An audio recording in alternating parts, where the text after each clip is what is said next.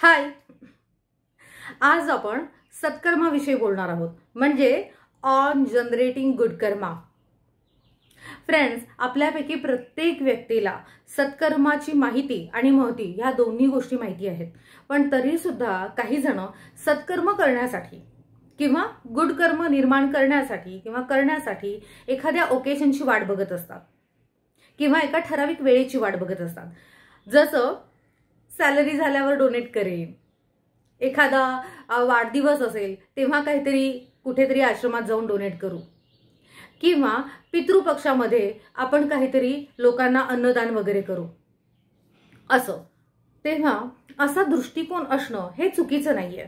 अगदीच काहीच न करणं यापेक्षा काहीतरी करणं इज ऑलवेज बेटर।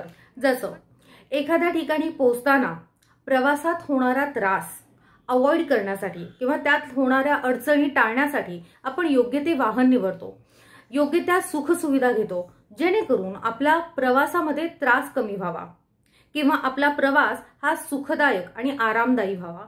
अगदी त्याचप्रमाणे आयुष्यात आपल्या प्रत्येकाला सुख दुःख अडचणी चुकलेल्या नाहीत, उलट आपल्या आयुष्याचाच त्या एक भाग आहे।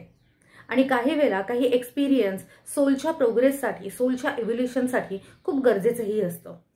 पण जेव्हा आपल्याकडे सत्कर्मांचा साठा असतो किंवा संच असतो, तेव्हा ज्या छोट्या मोठ्या अडचणी आहेत त्या अवॉइड केल्या जातात, टाळल्या जातात, किंवा जी मोठी गडांतरं आहेत त्यांची जी इंटेन्सिटी आहे, तीव्रता आहे, ती तीव्रता कमी केली जाते।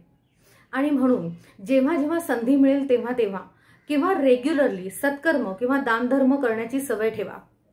सत्कर्म केल्यानंतर त्या गोष्टीचा गर्व करू नका, कारण की सत्कर्म हे समोरच्या व्यक्तीसाठी नसून हे आपल्यासाठी आहे याची जाणीव ठेवा।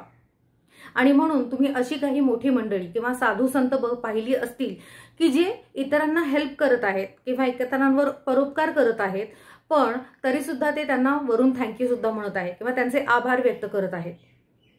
आजचा व्हिडिओ तुम्हाला कसा वाटला हे नक्की सांगा।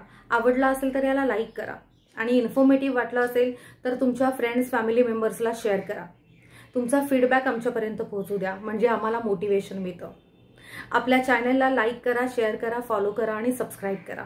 थँक्यू।